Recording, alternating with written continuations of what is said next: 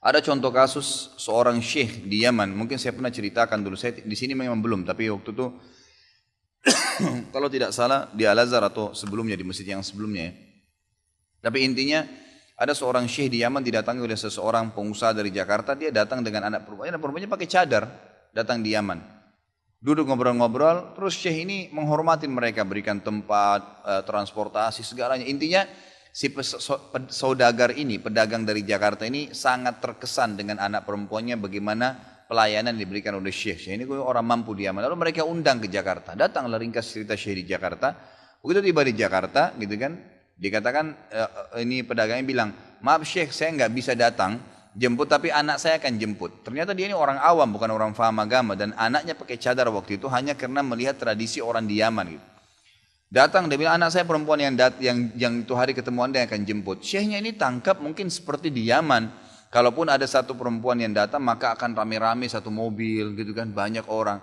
Dia kaget ternyata ada seseorang wanita pakai rok pendek dekatin dia di Bandara Soekarno-Hatta. Lalu mengatakan syekh.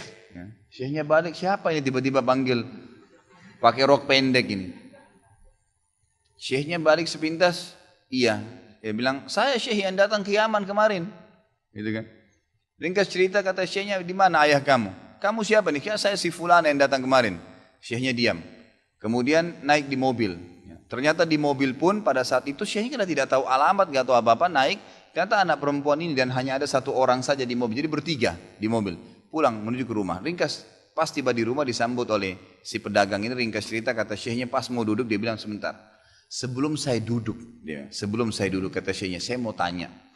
Kalau seandainya saya dengan tongkat ini, ada tongkat dia pegang, mengangkat rok anakmu ini yang perempuan nih untuk melihat celana dalamnya, apa kau marah? Ini syekhnya bilang kepada si pedagang ini gitu kan, pengusaha ini. Dia bilang tentu syekh, saya pasti marah. Itu kan perbuatan yang tidak baik, kurang ajar. Ngapain lihat celana dalam anak saya gitu? Kata syekhnya, sekarang saya tidak usah pakai tongkat, semua sudah kelihatan dari anak kamu, gitu kan? Kenapa kamu biarkan dia seperti ini? Kemarin dengan sangat terhormat menggunakan busana muslimah, sekarang malah seperti ini. Semua orang bisa melihatnya. Akhirnya dia tersentuh dan dia mengingatkan kepada anaknya. Tapi seperti itulah ya.